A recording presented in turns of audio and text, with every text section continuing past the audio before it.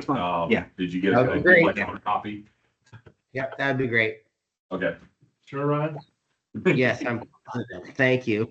Is everybody ready? Yep. So I'm gonna call the regular board meeting to order on October 9th, 2025 at 1800. First order is flag salute. I pledge allegiance to the flag of the United States of America and to the republic for which it stands, one nation, under God, indivisible, with liberty and justice for all.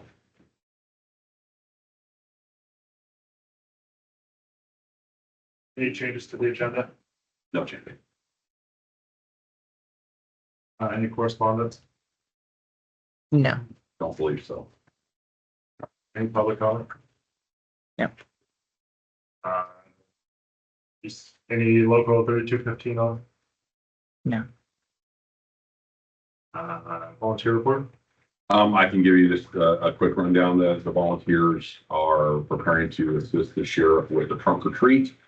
They want to outfit a rig and go over and hand candy out like they did last year. The district's going to help them as much as we possibly can with possibly get some candy and stuff for them to hand out to the kids. We just completed another year of races for the races at the Columbia County Fairgrounds. Volunteers covered, I'd say about 95% of it. We did have to a couple days where we did send shooting crews over there to make sure that the races still happen. But volunteers are doing a great job for us. We plan to have an academy in the spring.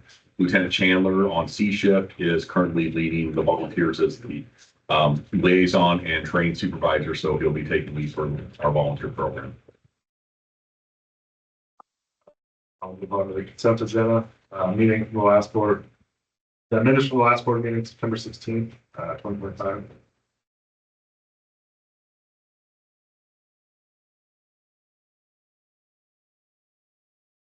I make a motion that we approve the set agenda. I'll second. The others is that there's more here than just the discussion, so And now in discussion. yeah. You had discussion about last minute? Yeah, I was just looking at who's present. I can't remember it. So we got you and Mark, Pete, I was on the phone. Kate, and Yeah. Rossberger. For And then computer. via Teams, we got. Okay, there it is. Yeah. Fletcher, Rachel, Steve. Kim Boyd from SDAO. Actually, I know the attorney, sorry about that. Right.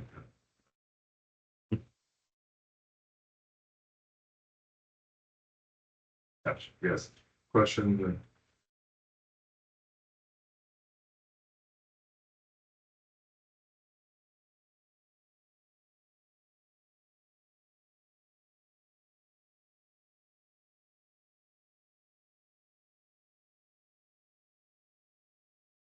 Under the financials, under the register, bank check register report. What's Columbia County Fire District number 3? So that's for an EMS refund. It was a payment that was put into Columbia River Fire and Rescue, and it was supposed to go to Columbia County Fire District number 3. Systems Design West, our EMS company, made an error, Oh, so I had to cut them a check. Somewhere there's a fire district number 3. for another company. Yeah, somewhere. Okay.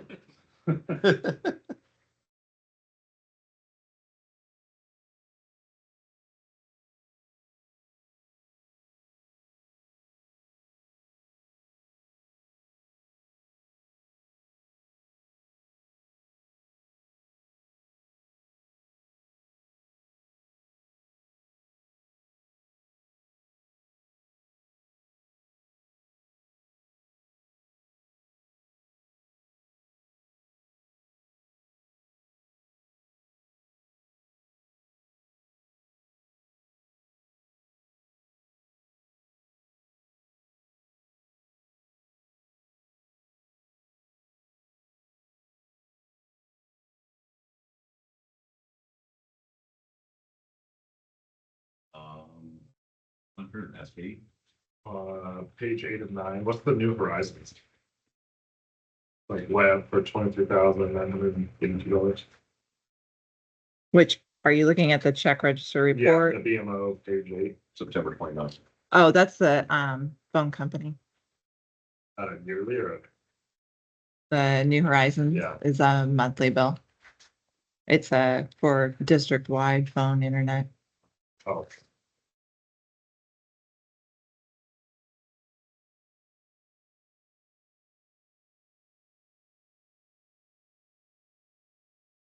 Uh, that's correct.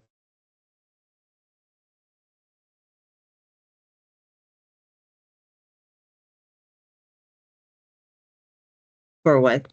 Check number 75678, we just seems like it's high, almost $24,000. That's our phone bill. Are you looking at the check register or BMO statement? BMO, sorry. September 29th. New Horizon Web. Check number 75678, I think is what Austin's asking. Page 8. That's because it's not New Horizons. So New Horizons is gonna be the 989.79. The check number 75678 is for 23,000. So 75678, 23,982. Probably Yes. gonna be on last month's statement, possibly. I'd have to look it up and go back to find out what exactly that transaction was. Didn't send all 500. It does. no, Oh, no. It's black. So it's on this one. 75678 is for Blackbaud. That's Okay. accounting software and that's for annual. When you said about that, I'm like, boy, that's a pretty expensive phone bill. Making long distance phone calls.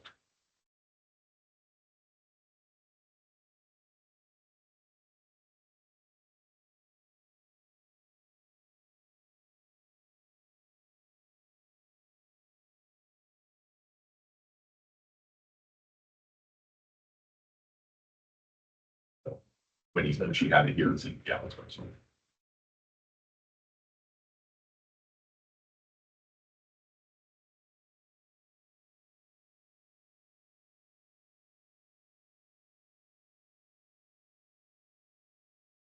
I'm Discussion.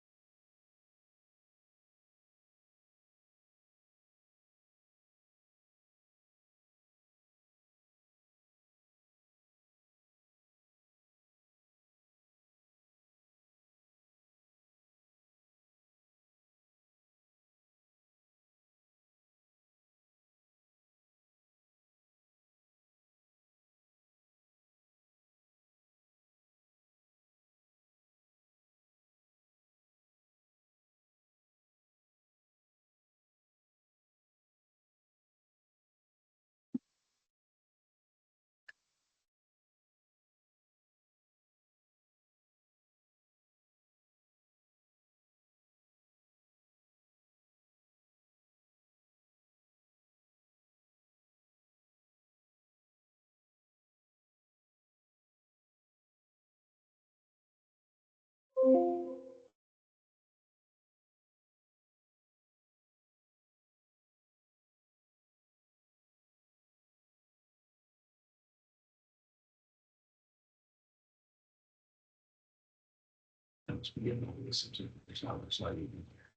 it's the lights.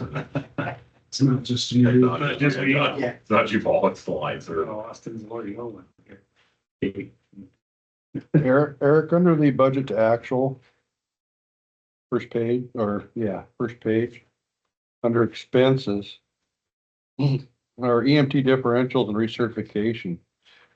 If this is only for like 1 month, we've already spent. We got 42% of that account left. That's probably, That, we just did our research for the paramedics. so it's a Yes, large once a one year. time. Yeah. Okay, so that's, And we don't have research this year, so it's well on my. so it shouldn't go any higher than it Shouldn't. shouldn't change much. Okay.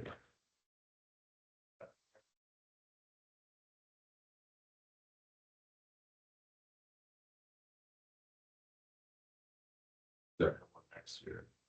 Or just. No, EMTs, the only ones we do on that could be with the EMR. And that's your this year. And so is that, so the EMTs too, so, yeah.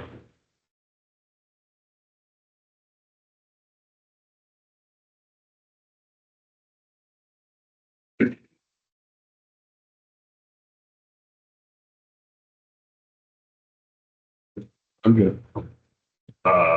You guys ready to vote? All in favor?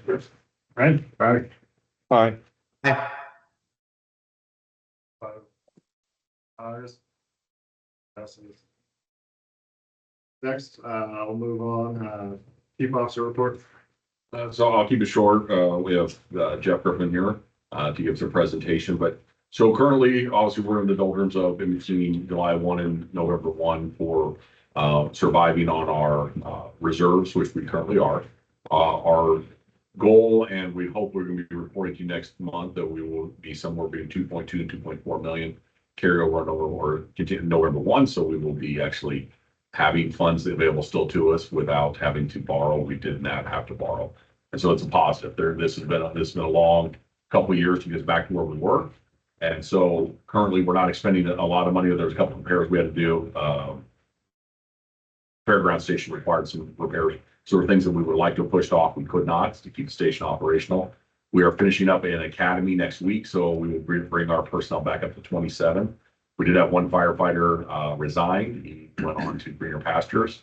And we had another EMS single role, Division 9 personnel go on to a firefighter position, another department. So we currently have 27 firefighters, fire personnel, and we have 7 EMS.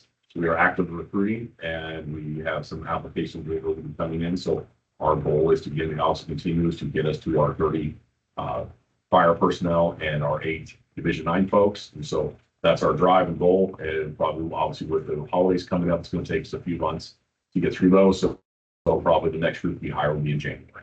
But with our current staffing levels, what's that? That's how many CFOs come in every day?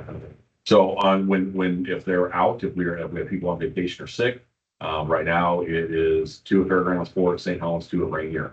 Most days, because of the personnel we have that we just hired, you're going to have 2, 4, and 3 in Rainier, and on a really good day, you're going to have 2, 4, and 4. And how often? We got no joke by the Fairgrounds split. How often are we still struggling to get that staff to put the bad day or? We've had in the last couple of weeks, we've had 2 days where we had to go to Fairgrounds Station. It's due to illnesses. We have one individual that's still off on long-term. They'll actually 2, 1 EMS Division 9 and 1 firefighter. Everybody else is back to work. And so with these 2 that are coming out of academy, they will be on shift next week. That'll take 2 slots that were previously open. And so they can expect 9 per shift. Our goal is to have 10 per shift. And so currently there's unfortunately the flu and stuff that's going around. We've had 2 days where people were sick and we had no one to cover. So we still met our ASA requirements of having a number of ambulances on, but we did have to close the station for 2 days in the last month.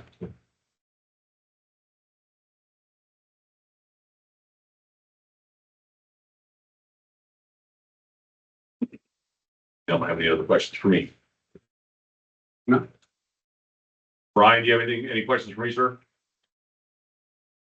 No, I don't. I think you explained it pretty well. Questions, move on to business. Right, we move on to new business, we'll, that resolution real quick, resolution 25-26-03. Somebody wanna make a motion? I'll make a motion. Or explain it, but, explain it first. So this item was a capital item that was budgeted for and approved back last year, or last fiscal year. This is a item that my logistic officer, Jeremy's here to explain the process. He's gone to multiple vendors. We have multiple bids. And this is the selection for to replace the lifts that are outdated and completely irreparable at the shop. So Jeremy, if you have any questions, Jeremy's here to answer them, or Jeremy, you want to explain anything else with the decision to go with the company and product you decided? Did a lot of homework on them. Went and saw Rick's lift as well, Bosque and I. You'll see the vendor is Sunset Auto Parts, the Napa here in town. They wanted the sale bad. They beat everybody out. So that's best price, quality lift. All the lifts are pretty comparable anymore. It's a 19,500 pound per unit, 4 units, and then with 4 jack cans, 20,000 pound cans.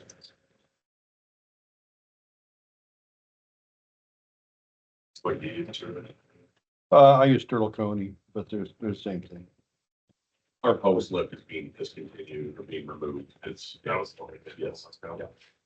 So it's just when they're ready and clearly we have a net 30. So the process of ordering these, we're not having to pay for it clearly until obviously after the first of the month. So this is just to get the process rolling. So we're not delaying it any further.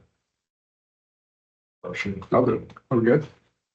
Well, it's still, you're finished the discussion. I'll make a motion to adopt resolution 2025-26-03 for the column of purchase. It wasn't 2025, it's just 25. Did I say that? You did 2025-26-03. But isn't, Go and read it again. it's needed, I don't think so. You amended it. So I think you're good. that could be good. Okay, so second. Second. Any further discussion on this? So is it for individual lifts or is it like for? It's 4 individual lifts. They're essentially they're built onto a pallet. They look like a pallet jack frame. Okay. It's 4 individual lifts that you can move, around in each wheel. You can store them wherever you line them up. Does it take 4 to lift one vehicle? It takes 4 lifts to lift one vehicle. Yeah, And they're 20,000 a piece. correct. So you're lifting a fire engine. You can, this will lift a fire engine. This will lift anything you need. Yeah. So okay, I was wondering if it was 4 individual lifts that lifted 4 cars. You don't have that many cars that need to be worked on at once. No, That makes a lot more sense. they're an incredibly versatile. Yeah. Yeah, so it'll be a great tool, for the job. Yeah. What's nice is they're battery powered, so they can plug them in or they can move if they want to do outside to pressure wash the undercarriage. They can move outside and do that. And then take it down, put the truck inside, lift it back up again. So, and Rick was an advocate for them years ago, so he finally got one, but they're a good product. It's going to help these guys out. And where it makes it nice is when we have new firefighters or new medics come in, we will put the vehicles up on the lift. So, rather than them rubber stamping a vehicle inspection, they actually see the components, know the components and know what they're checking on that vehicle inspection sheet. We'll get under there and show them the bushings. Yeah. Cool. And obviously they must be pretty safe. You've never seen one of theirs. They're pretty cool. Yeah. I think that's a good for it, right? Yes, there's pictures of it in there. How high do they lift that? You think? Oh, okay.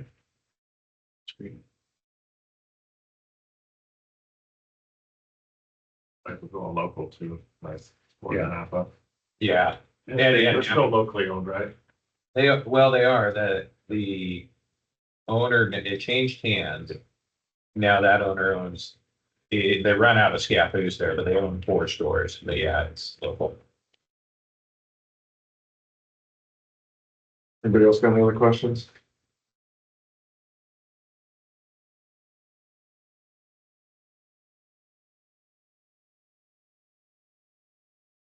Nope. We're good. No, good. All right, all those in favor say aye. Aye. Aye. Aye. Aye, ayes, it passes. Did you have the clean version for us to sign?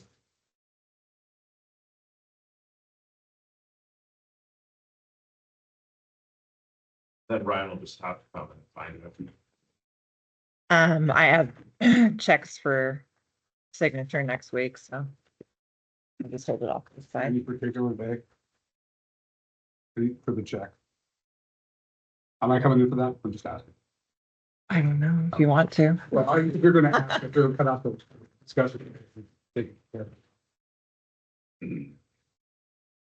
Only Tuesday or Wednesday, right there. We don't do it on Monday, so. No, I haven't even done all the data entry yet, so it's probably not gonna be till I'll be Wednesday or available. Thursday. Okay. If you're not available, it's okay. It's not the end of the world.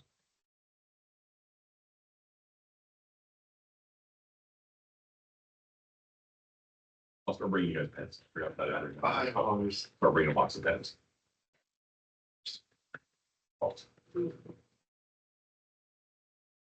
We had to write charts. I probably burned through 10 pens to fall.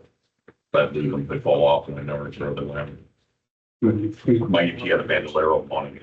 It's began to be pen to finish.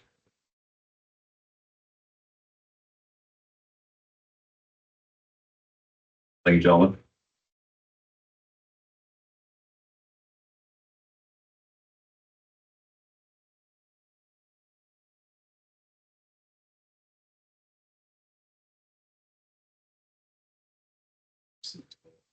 Oh, well, yeah, right. So I always get signed next week. Just thinking of your opinion. All right, next business is gonna be, yeah. Thank you. When the chief and I first started talking about this year's presentation, this is an SDO approved training. I think it was that right.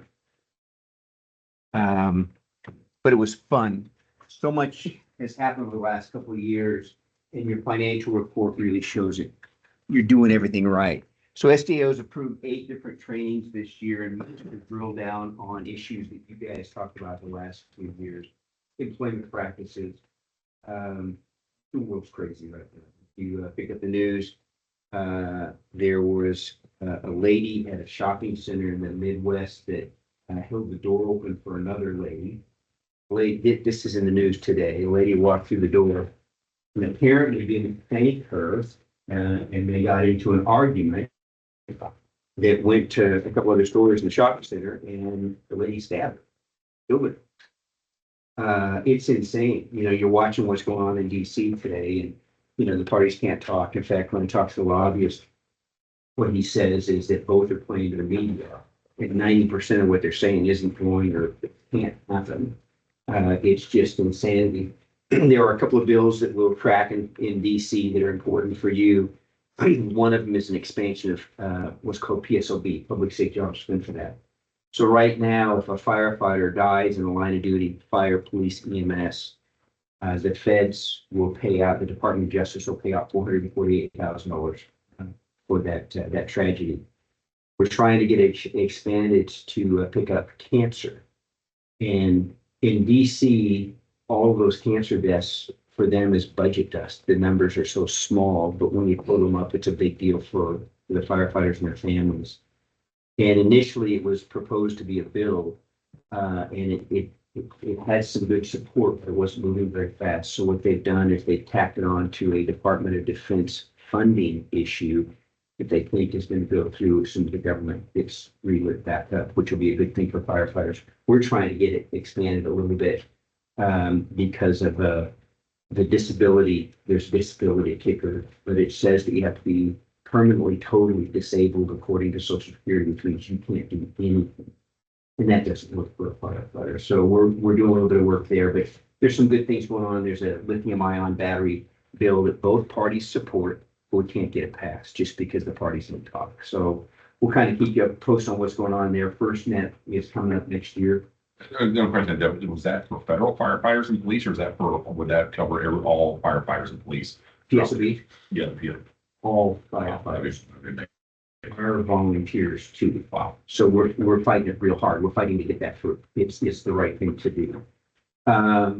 With that said, most of the lectures that SDO has us doing this year are very pointed and very direct, either about employment issues or how we're interfacing with our civilians, with each other, hiring, firing, promoting, demoting. That's where the lawsuits are. But when I look at where you're at and where you have come the last couple of years through a lot of different evolutions, I look at your finances. I look at how our firefighters are interacting with management with the community. Very good spot. You should be very proud. So tonight, when Chief and I were planning this, this is one of the fun ones that I get to do. I was in Montana this morning with the Montana Fire Chiefs. They're in Butte this year, but I flew out of Bozeman this morning to be here, which is why I'm dressed a little more casually. And I don't know why, but we've tried multiple computers with this machine, and for some reason they won't connect. So we're going to do it this way, and hopefully it'll work and get us through. So the issues that SDO has asked us to talk about at a 30,000 foot level are really planning issues right now, what they see on the horizon and what is going on. And it's changing. We were talking, Rick and I were talking a little bit ago about just buying parts, and you can't get them. Some parts you can get today, some take 6 months. If you're buying a new engine company, it might take years, and it might be well over $1 million. If you're looking at a ladder company, it might take 5 years and take $2.5 million to buy it. We are just in insane times. The workers' comp piece, you've seen change and is changing quite a bit, mostly because of the presumptions. Post-traumatic stress is the big one, and we have some solutions there that I'll talk about in a second. The cancer, heart, and this coverage nationwide and in each state is expanding quickly. Every state's different, and they're regulated by a thing called the McCarran-Ferguson Act, which means that insurance in all states is unique to that state, with some very, very few exceptions. And slowly each state has picked up cancer. But what SDO wanted me to talk about tonight was a little bit about some of the challenges with property, some of the challenges with liability and auto and cyber. And the property issue right now, you know, from the course, the cost of construction is just insane. 2 or 3 years ago, I'd stand in front of you and tell you that a brick building, a concrete building, tilt up concrete would be $300 a foot. Today, we're seeing them go up over $600 a foot, depending on where you're at. It's insane. And you look at buying an engine, I hinted at this a minute ago, but pre-COVID, you're getting engines, really top quality engines at $650,000, $700,000. Today, they're $1.2 million, $1.4 million. And much of that is the buildup. We're working right now through the Westerns, and Pierce has actually been pretty good to us. The more we change each of those rigs, the more we customize them, the more expensive they get. So Pierce, we met with Pierce 2 weeks ago, and they have an enforcer. And the chief and I were talking earlier today. They have an enforcer, very plain Jane, nothing to it, not a lot of chrome. I think it's got 750 gallons of water with a 1,500 gallon pump. We can get it for about $750. Now you dress it up. Hughes tells us that somebody dressed one an awful lot with a lot of chrome and everything else, $1.8 million. And the difference is at the Pierce factory, and you've been there, they've got lanes, and if you're in lane 1, it goes through really fast. It's very standard rig. If you're in lane 4, it takes forever to get. So we're trying to get those costs under control, but apparatus is extremely expensive. But it's not just fire trucks and ladders and tenders. It's everything. It's all of it. It's just stupid expensive, including parts. But our turnouts and our equipment is really expensive. It makes it challenging. And here's the issue with an engine company. You buy one, and theoretically, let's say you bought one in 2023, you're taking delivery today. In 2023, you spent 800, today it's worth $1,200,000, and we wreck it. And now it's gonna take another 2 years to get it, and what's that cost gonna be? Here's, in some cases, can't even be a hard cost. So how do you insure? What do you do? Do you refurb it? Do you buy a used rig? Do you buy a demo rig? These numbers are changing wildly, and what I'm gonna suggest is insure them as accurately as you can, and then just be aware if we total one, we may be trying to figure out best case scenarios, buying a demo, refurbing a rig, but even the used market today is getting a little bit hard. If you go on Brindley Mountain and some of the others, some of the piece of apparatus you probably should even be buying are in the hundreds of thousands of dollars, and you're smiling, you know what exactly. what I'm talking Well, I saw Tuan Valley bought a used one from Brindley recently. Yeah. That was kind of a surprise. That tells you how crazy this market is. So my encouragement here is we drive extra careful, just because, today, first of all, going code 3, lights and sirens, any action we have, the courts are gonna blame us for it. You know that, you've seen that. But, getting there is the important thing. So if it takes a few extra seconds to get there safely, that's what we're gonna encourage you to do. The liability case, and you've heard me say this before, it's not ops. When it comes to putting out fire, when it comes up to unions, you guys don't have problems. The fire service doesn't have problems. It's the employment piece. It's the communication between people. It's how we're treating patients or how they perceive they're being treated, not the medical hands-on piece. It's the communication piece. The suits that I see today are insane, and the numbers are extremely high, and they're all about how somebody was feeling about how they were treated or not treated, and you're seeing it in paper on a regular basis. On the auto piece, we are seeing a spike in auto claims, not here, and not so much in Oregon, but throughout the fire service. There are just an awful lot of vehicle claims now, and I'm not quite sure why it's sticking up around the country. But the insurers are watching the frequency of fire apparatus hitting civilians and other cars. Cyber liability is a big issue right now. We are in the crosshairs of the cyber bandits because we have freedom of information. Everything we do, they have access to. They go online and they can track our minutes, what we're talking about, what we're doing, and they are getting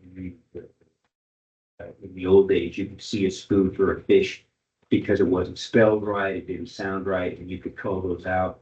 And today they look exactly the same. We had a situation a year ago, this last year, where a fire department, a metro department, was taking delivery of a rescue, and they had just received it.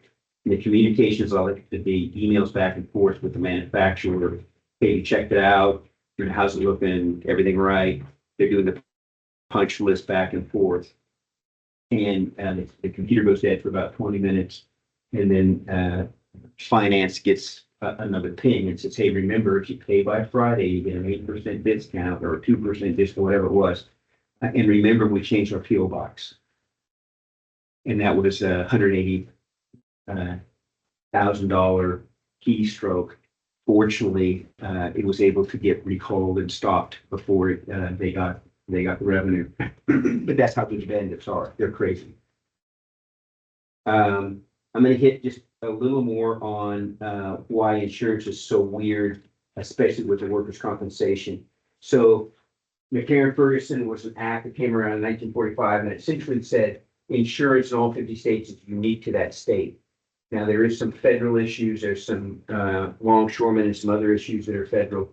But the reason that workers' comp in Oregon is different than Washington and California is the state legislature is what it is. Today, all 50 states have some kind of cancer.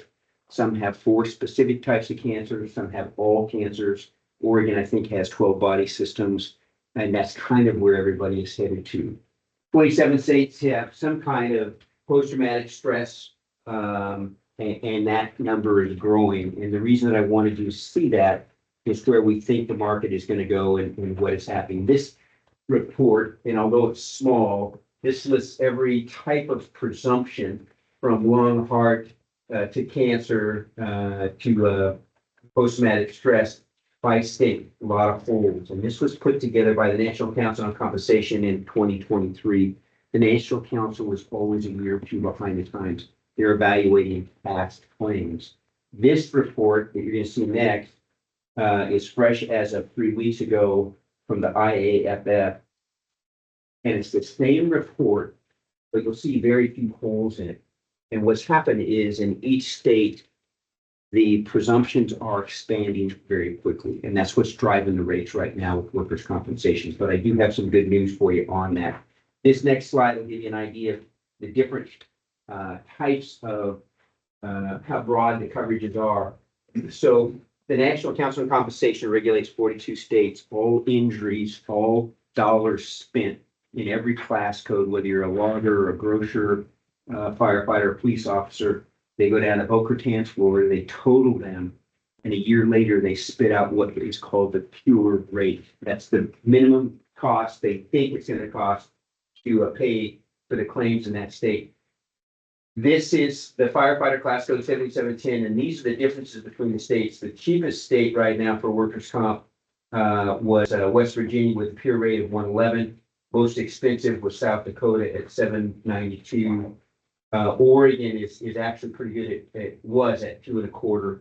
The pure rates just came out 2 weeks ago, and in Oregon they're up about 12%. I have good news though about that here in just a second.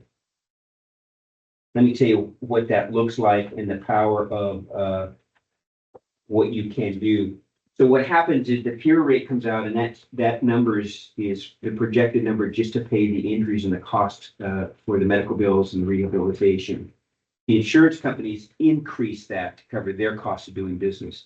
And they add in what's called a tier based on how they think you're going to do as an individual with your experience mod, with loss history, and so forth. And then the council also produces a thing called an experience model, which is specific to you. So they give you a rate for the state for 7710 firefighter. And then what they do is they give you a specific rate comparing you to every fire department in the state. $1 is what's called the middle point, the mean. If you're above that, that's called a debit mod. It goes up. If you're below that, it's called a credit mod. Let me show you what this looks like and how the cost works.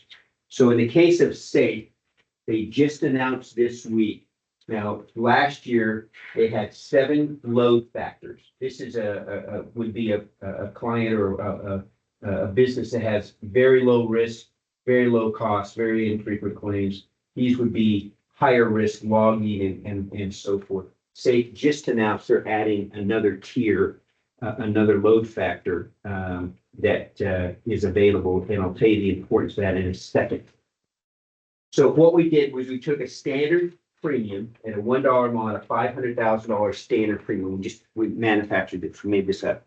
So we made a fire department that had a $500,000 premium with an average mod, average tier, and they came out at 500,000. We took the same fire district, we took out claims, we reduced their tiers, and it reduced that 500,000 down to 312. That was the best one in the state at 0.57. The worst at 2.69, higher tier, higher load, higher experience mod came out at $2.7 million. So huge variation based on claims.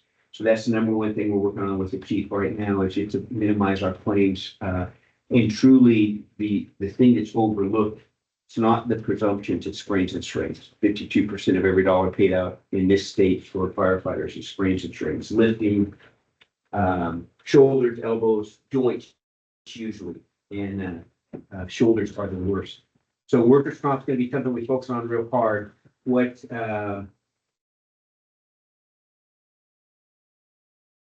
we did do 2 years ago, and the chief is aware of it, and you're part of this, seeing where the workers' comp market was going, we worked through the Oregon Fire Chiefs to develop a 5-tier, what we call a 5-step program. Safe endorsed it. They gave your fire chiefs $150,000 to develop programs to minimize that. The big thing that happened for us is that our loss ratio in the fire service statewide, the one that we control, which is almost all the fire service, was at its peak, was at the 60-70% loss ratio. That's dollars in, which is dollars out for every dollar paid. About 68 cents was going in claims. This last year came in at 17 cents, 17%. So now we have the power to argue with SAFE to try to get rates down and tiers down. And that's what we're trying to do now and work with the state. So you're doing everything right. The state is doing everything right. And most important, we're keeping our firefighters healthy and at work, both physically and mentally, which is a good thing. And we can't afford to have our firefighters out with any kind of injury. Just very quickly, and I won't take too much more of your time, the challenges you're faced with are just overwhelming. The cost expansion with workers' comp, with the presumptions, which science says that they are legitimate. You know, a firefighter, 40-year-old firefighter is 800 times more likely to get a specific type of cancer than their civilian counterparts. So it is a fact. Now what we got to do is figure out a way to minimize those costs and take care of our firefighters. But with the cost of buildings going up, the cost of apparatus going up, making sure that they're insured right, and that we have backup plans. If we lose a piece of apparatus today because of the delay in buying a new one, you may want to buy either a late model demo or something else, like Walt just bought used. We may be looking at different scenarios trying to save money. This cost scenario is ugly for us the next couple of years. Now, I think that we're a little bit ahead of the power curve. I think that rates are going to start to crest here pretty quick in the fire service. I do think we are in a little bit of a soft economic time. I think we have a couple of sluggish quarters. I think we're going to see a poor economy until we get into summertime. And I think hopefully it'll turn around just a little bit. Most important long term, and what made me happy to be here tonight in planning with the chief, is when you look at long-term strategies. If I can get this to go right. Let's see if I can get rid of all this.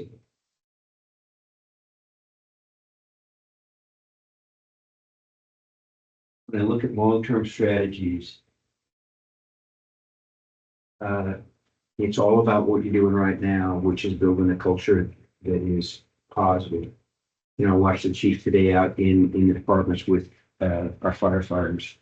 And so often the departments that I see go sideways with the culture with their people is we get so busy doing budgets and buying equipment and everything else that we're not staying connected with our civilians and with our firefighters. And we see the culture start to go sideways. And that's when the problems start to occur. And what I really was thrilled about coming up today was to tell you, after taking about 20 minutes of your time, was you do it about it, just keep doing it. Touch your backside with money, you're looking good. And let's do our very best here the next year or two to avoid any claims, because that's what's going to drive your cost. Very quick presentation. What questions have you got? What concerns have you got moving forward?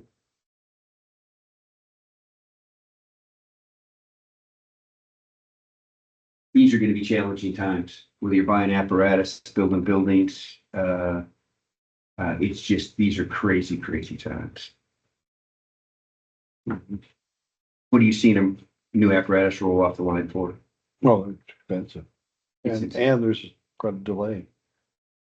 A lot of times it was up to 3 years, 4 years.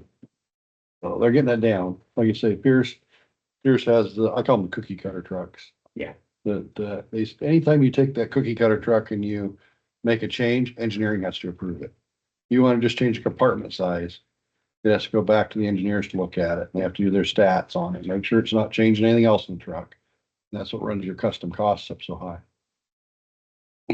We're seeing a lot of departments referred, and those go back to the engineers. Everything from the seats to everything goes back to the engineers. And so what we just saw Central Pierce refurb about 3 rigs. One got real expensive, but some of them are coming back. They'll take a hypothetically, they'll take a 2010 and refurb it, and that 2010 might be worth 180, 200,000. They'll put another 200,000 into it. And it's still a 2010, but realistically, it's more like a 2018 or 2020. It's not new, but it's closer. And we're seeing an awful lot of that go on. Now, are you seeing anybody, as far as, the cost of building a fire engine is very expensive. The cost of re-outfitting a fire engine with a new tool complement that actually fits the compartments rather than the older stuff. I mean, it's gonna cost, but it's not gonna cost as much, right? And it could bring that time frame down. Have you seen departments do that at all? So we saw one refurb that was a complete refurb, and it was, I think, also at Central Pierce. It was $800,000 of work, so it was almost like a new one, which was insane. Yeah. Most of them are 200,000 to 400,000 is what we're seeing. And originally the refurbs were coming through pretty quick, but now there's enough of them that they're faster than a new engine, but they still take some time. I don't know where you're seeing refurbs come out at, but I would suggest you should plan on 6 to 12 months to get it in and out. Manufacturers, yeah, are very different right now with that, it depends on the manufacturer. But like Ray said, those cookie cutters are stock units, Yeah. you're gonna get quicker, they're gonna be less expensive, but you've got to make your stuff fit. And when you're spending that kind of money on a vehicle, you want it to be right. I think you're going to see the Westerns come out with several, probably in the neighborhood of 4 or 5 standardized engines. I know Seattle's engaged in this, and I know that Salt Lake City is engaged in trying to build some of these models. But the idea is that they're pretty close to what we would need. It's just no frills. Just no frills. Well, it's like the Cal Fire standards. That's what I was gonna say. Yeah. And Cal Fire has. Cal Fire buys the same truck, and then every so many years they go to the next model, but they buy 1,000 of them, and it's the same truck for their entire department. Yeah. Very basic truck. Couple of things that you did really well, and because you meet monthly, you may not see it or you may take it for granted. But the money turnaround, you have money in the bank and you're in a good position. And what I have seen the last couple of years across the state is departments continually to get in a worse position financially. These are hard times. But the other thing that I've noticed is that the culture here. Today I got to walk and talk to some of the firefighters and doing some drills, and you have good people. And the communication skills, on the training ground, they were top drawer professionals. And that's priceless. That's priceless. Right now, the metro departments are because they have no lists anymore. They're taking lateral transfers, they're stealing people. And for your people to be so solid here, you'll lose some. You're going to. Some are going to grab the buck and run. But it says they love this community and they love the leadership here. So I would suggest just keep doing what you're doing and be aware that the finances, I think, are going to be tight. You're in a good position. And just focus on your morale. You're doing it right. What can I help with?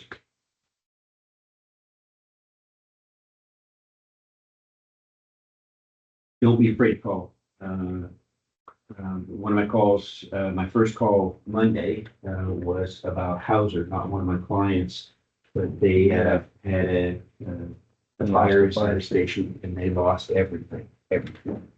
We're working with them to try to help them get up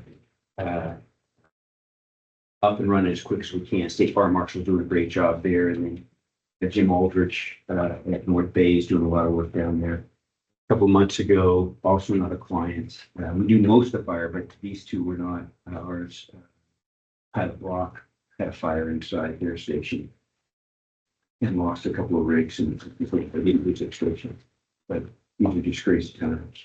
Did they determine that fire? Pilot Rock? Yeah. They don't yet. I thought it was a trickle charger. It was not. And that's still being investigated. I talked to Maniana earlier this week, and she said they're still doing work on it. We don't know the fire caught, the origin of fire down at Hauser either. They just done a dunes run and had brought the rig back and plugged in the trickle charger. We don't know what the cause is, but I can tell you, and not that either of these were trickle chargers, but we've had 10 major fires from trickle chargers. And Montiana asked us to write an alert with Jason Jancy on the use of trickle chargers. Yeah. But these are crazy times, and civilians are just nuts. You know, you see them fighting over a parking spot, you see them fighting, arguing with a service person. People are just looking for a fight. It's nuts. It'd be interesting to see, if there's any kind of, particular charger that's more often having problems. You know, if they're tracing it back to the manufacturer brand. So we know that, so we stay away from those. So that's what I was hoping to find out. What I have learned is some of the newer, really high quality trickle chargers have an automatic shut off. If there's about 8 or 9 things to do, clean surface, either in a fire resistant box or on a fire resistant surface. But there's a half a dozen things you can do with those to minimize that risk. But I think it was Washington 2, 8 or 10 years ago, burned a new engine with a trickle charger. You might remember that one. That was a while ago. Biggest concerns are driving and interaction with civilians. And you can do everything right and still, for some reason, patrons are just nuts and they want to fight with you. You're smiling, but you know, you I know exactly what you're talking about. you see it every day and it's insane. I was thrilled to get to come up tonight and really what I wanted to say is you look over the last couple of years where you're at, be proud. You're doing it right. Good to see you. Thank you, Take Jeff. care. Thank you for bringing. Hey, Steve, real fast. And that was with an arrow. Go ahead, Ryan, go ahead. Steve, real fast. Can you give us an update on the on our mission statement and all that workshop that we did? Yes, I think we've got the mission, vision, values are done. I think the chief and I have one conversation yet to have on that. But I think all the goals are out and done. I'll check with staff and make sure you've got that. Thank you for asking. Yeah, I haven't seen that yet, and so thank you. Let's make sure you do see that. Thank you, I appreciate that. Be safe. Thank you.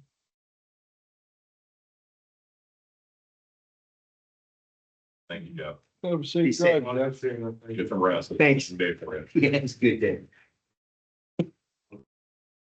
Yeah. All right, finish up with board member comments. Ryan, you got anything? No, I'm good. Nope, nothing. I'm good. Stay safe. Oh, guys, after that report, sorry for not being here last month. I was on vacation. You're entitled one. It happened more than it should. Yeah, no, thanks. I want to say all the line duty, thank you guys for what you're doing. I always like seeing you guys on call. I got to drill from a little while ago from at work and that's always fun. And appreciate you guys and thank you for all the work you're doing. Thank you, Helen. Thank you, Ryan. If no other, we're gonna adjourn at 18:54. Thank you. Fine.